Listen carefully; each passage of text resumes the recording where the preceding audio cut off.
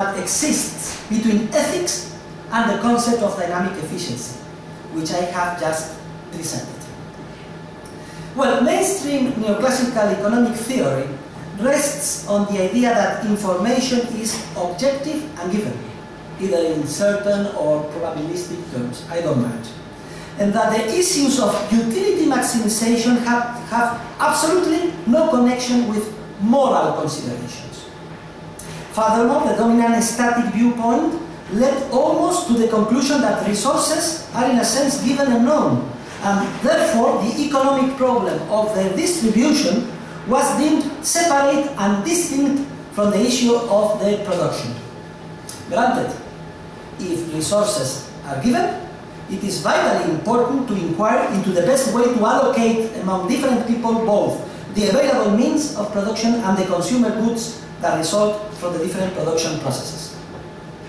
But this whole approach collapses like a stack of cards if we adhere to the dynamic concept of market processes, the theory of entrepreneurship, and the notion of dynamic efficiency I just have explained to you.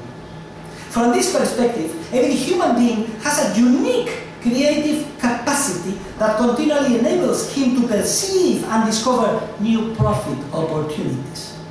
Entrepreneurship consists of the typically human ability to create and discover new ends and means, and is the most important characteristic of human nature.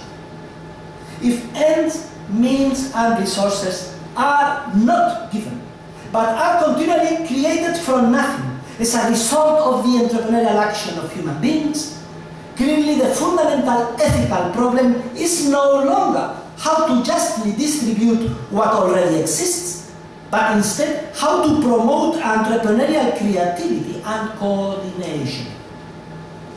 Consequently, in the field of social ethics, we arrive at the fundamental conclusion that the idea of human beings as creative and coordinating actors implies the axiomatic acceptance of the principle that every human being has a natural right to appropriate all the results of his entrepreneurial creativity.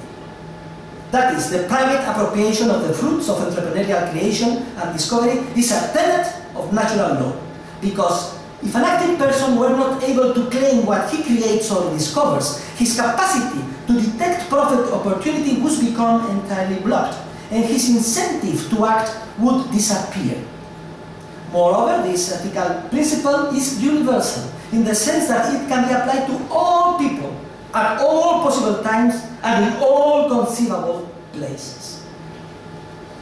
To coerce free human action to any degree by impeding people's right to own what they entrepreneurially create is not only dynamically inefficient, since it obstructs their creativity and coordinating capacity, but also fundamentally immoral, since such coercion prevents human beings from developing that which is by nature the most essential in human beings: their innate ability to create and conceive new ends and means, and to act to attempt to achieve their own goals and objectives. Precisely for these reasons, socialism, interventionism, and estatism in all its forms are not only dynamically inefficient, but also ethically unjust and immoral. It must be taken into account that the force of entrepreneurial creativity also manifests itself in the desire to help poor people, and in the systematic search for situations in which others are in need in order to help them. In fact, coercive state intervention through the typical mechanisms of the so-called welfare state neutralizes and to a great extent blocks the entrepreneurial effort to help one's neighbors, not only close but also distant, who are experiencing difficulties. And I would like very much to quote here the Polish Pope, the deceased Pope John Paul II, who stressed in section 49 of his 1991 encyclical Centesimus Annus this same idea. Furthermore, according to our analysis, nothing is more dynamically efficient than justice, understood in its proper sense, of course. if we perceive the market as a dynamic process, then dynamic efficiency, understood as coordination and creativity, results from the behavior of human beings who follow certain moral laws, mainly regarding the respect for life, private property, and the fulfillment of contracts.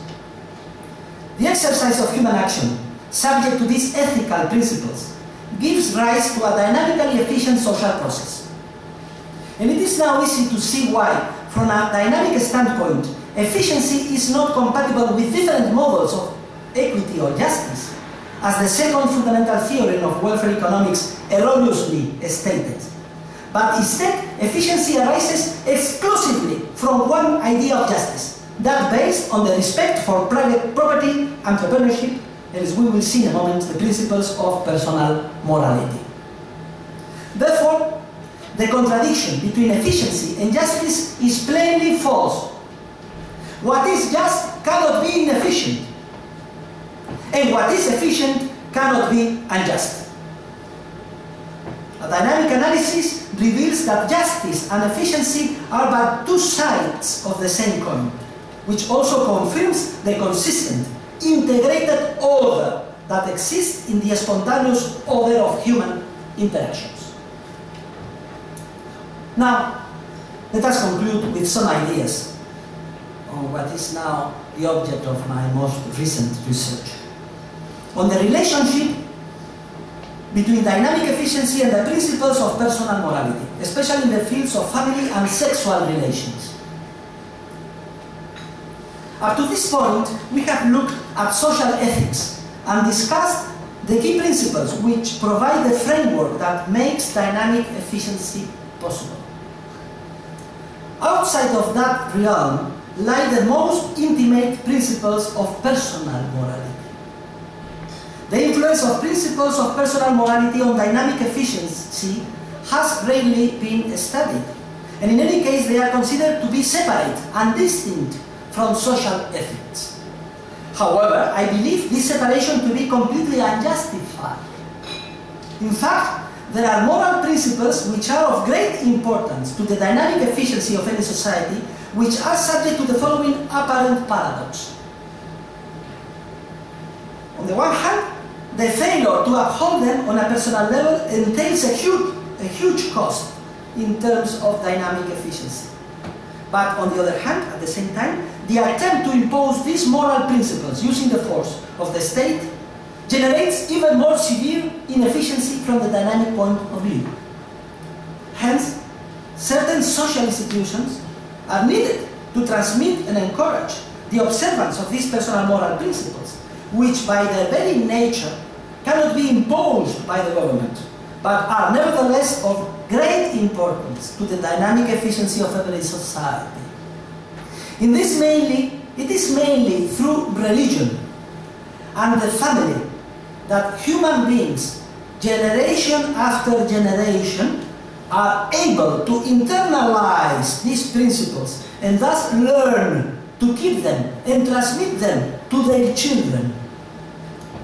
The principles which relate to sexual morality, the creation and preservation of the family institution, the faithfulness between spouses, and the care of children and parents, the control of our atavistic instincts, and specifically the overcoming of and restraint of envy, are all of crucial importance to every successful social process of creativity and coordination.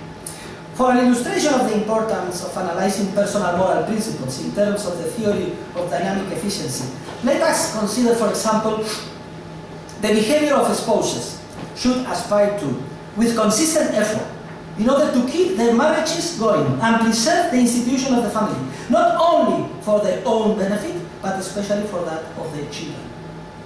What happens to dynamic efficiency if, for example, husbands abandon their wives and families to live with new, more attractive younger women? Something very natural that we should understand.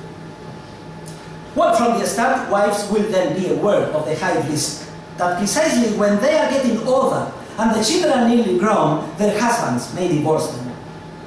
If such immoral behavior becomes widespread, not only will a larger number of marriages and